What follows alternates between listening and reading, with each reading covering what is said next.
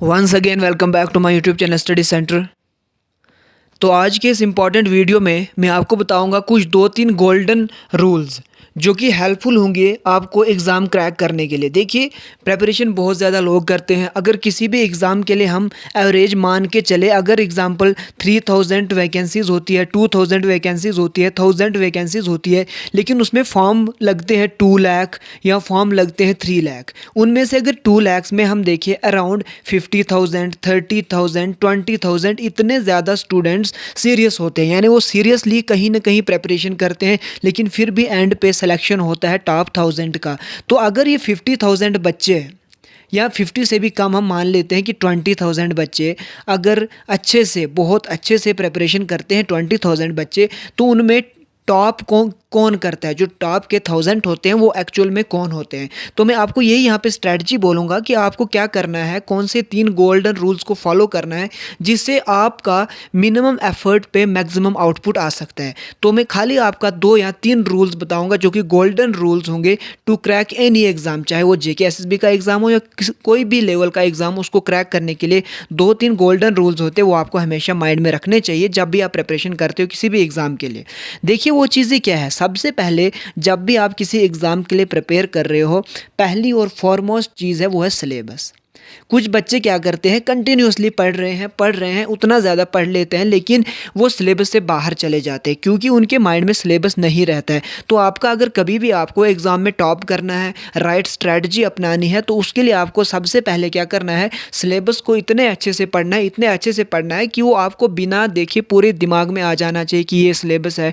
कहीं पे भी आप कोई भी चीज़ पढ़ रहे हो, चाहे आप न्यूज़पेपर पे पढ़ रहे हो, चाहे आप किसी बुक से पढ़ रहे हो, कहीं से भी पढ़ रहे हो, आप इस चीज़ में डिफ्रेंशिएट कर पाओगे कि कौन सा जो मटेरियल है, कौन सा कंटेंट एग्ज़ाम में आ सकता है और किसको स्किप करना है। ये चीज़ जब आप सीख जाओगे कि क्या स्किप करना है, क्या पढ़ना है, तो आपने पहला हर्डल थी उसको आपने क्रॉस कर दिया। और ये चीज़ आपको डेवलप करनी है। ये कैसे डेवलप होगी, जब आपको सिलेबस को रिपीटेडली देखते रहोगे, उसको इवन याद तक कर लोगे। तो ये थी पहली चीज़, गोल्डन रूल, जिससे आप क्या कर सकते हो, एग्ज़ाम को आसानी से क्रैक कर सकते हो। देखिए, आसानी से मेरा मतलब ये नहीं कि आप पढ़ो नहीं, लेकिन मैं ये कहना चाहता हूँ कि जो बच्चे 50,000 बच्चे अगर सीरियसली पढ़ रहे हैं, उनमें जो टॉप 1000 होते हैं, वो 1000 टॉप किस तरह से आते हैं, वो इस तरह की कुछ स्ट्रैटेजीज अपना सकते हैं जिससे आप लोग अगर पढ़ भी रहे हो, 2 बच्चे पढ़ रहे हैं, अगर एक बच्चा इस तरह के गोल्डन रूल्स को फॉलो करेगा तो मोस्ट प्रोबेबली वो उस दूसरे बच्चे से ज़्यादा कर पाएगा। पहले वो क्या करेगा, सिलेबस को बहुत अच्छे से पढ़ लेगा। दूसरा, राइट स्ट्रैटेजी।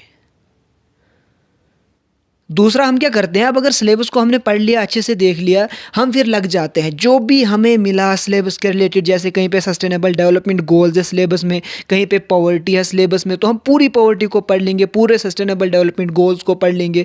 तो एंड पे क्या होता है, हम एग्ज़ाम को फिर भी क्वालिफाई नहीं कर पाते। तो हमें एंड पे पता ही नहीं चलता है कि यार मैंने तो पढ़ा तो सारा था लेकिन फिर भी मेरा सिलेक्शन नहीं हुआ, तो हम डिमोटिवेट हो जाते हैं। लेकिन वहाँ पर आपको लगती है राइट स्ट्रैटेजी। राइट स्ट्रैटेजी का कहने का मेरा मतलब ये है कि एग्ज़ाम क्या डिमांड करता है। अगर आप डिमांड के अकॉर्डिंग पढ़ोगे, क्या वो आपका एनालिटिकल चेक कर रहा है, क्या वो आपको रीजनिंग चेक कर रहा है, क्या वो आपको मेंटल एबिलिटी चेक कर रहा है, क्या वो फैक्ट्स पे क्वेश्चन पूछ रहा है, तो इन चीज़ों पे आपको ध्यान देना है। जब आप इन चीज़ों पे ध्यान दोगे तो अकॉर्डिंगली पढ़ोगे, पास्ट ईयर पेपर्स आप सॉल्व करोगे, उनसे आपको पता चलेगा कि एग्ज़ाम की डिमांड क्या होती है। जब आप according to the demand of exam पढ़ोगे तो आपको अपने आप में ही राइट स्ट्रैटेजी आ जाएगी। फिर आपको ज़्यादा हार्ड वर्क नहीं बल्कि ज़्यादा स्मार्ट वर्क करने की ज़रूरत पड़ेगी, और स्मार्ट वर्क करने के लिए राइट स्ट्रैटेजी होनी चाहिए। तो 2 चीज़ें जो हमने गोल्डन में पढ़ी, वो पहला सिलेबस को आप बहुत अच्छे से पढ़ लीजिए, दूसरा राइट स्ट्रैटेजी अपनाएं, फिर जाके सिलेबस को कंप्लीट कर लीजिए। राइट स्ट्रैटेजी के साथ साथ देखिए, मैं आपको इसी राइट स्ट्रैटेजी के साथ साथ एक चीज़ और ऐड करता हूँ यहाँ पे, just a minute. Right strategy में मैंने आपको बोला आपको सिलेबस कंप्लीट भी तो करना है, ऐसा ना हो कि सिलेबस ही कंप्लीट ना हो पाए। तो जब आप सिलेबस कंप्लीट करोगे तो आपका सिलेबस कंप्लीट होना चाहिए, यानी सिलेबस कवर होना चाहिए। क्योंकि जेके एसएसबी की अगर मैं पर्टिकुलरली बात करूं, कोई भी सेक्शन आप छोड़ नहीं सकोगे, क्योंकि अगर आप छोड़ोगे तो आप 10 to 20 नंबर्स तो आप पहले ही कंपटीशन से पीछे हो गए। तो कोशिश कीजिए कि सिलेबस को कंप्लीट कीजिए, और कंप्लीट भी कीजिए स्मार्टली। स्मार्टली कैसे, सिलेबस को पढ़िए, देखिए, आउट ऑफ सिलेबस बिल्कुल ना ना पढ़िए। दूसरी चीज़ क्या है, एग्ज़ाम की डिमांड देखिए, जो डिमांड है वही पढ़ो। तो फालतू में पढ़ने की ज़रूरत नहीं है, क्योंकि अगर आप अकॉर्डिंग टू डिमांड पढ़ोगे आपको टाइम भी कम लगेगा और आउटपुट भी मैक्सिमम आ जाएगा। तो ये 2 गोल्डन रूल्स थे। तीसरा और मोस्ट इंपॉर्टेंट गोल्डन रूल है वो है रिवाइज़।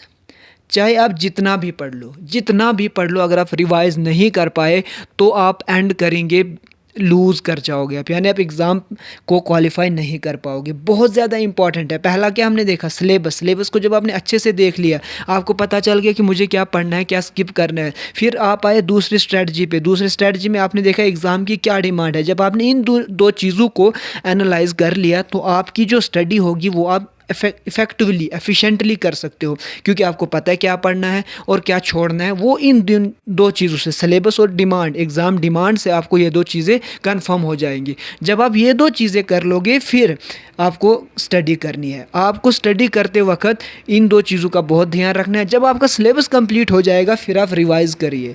ज़रूरी नहीं है कि एंड पे ही रिवाइज़ करिए, रिवाइज़ आप साथ साथ कर लीजिए। अपने हिसाब से टाइम टेबल बना लीजिए। आपको रात में पढ़ने आता है, दिन में पढ़ने आता है, ये मैटर नहीं करता है।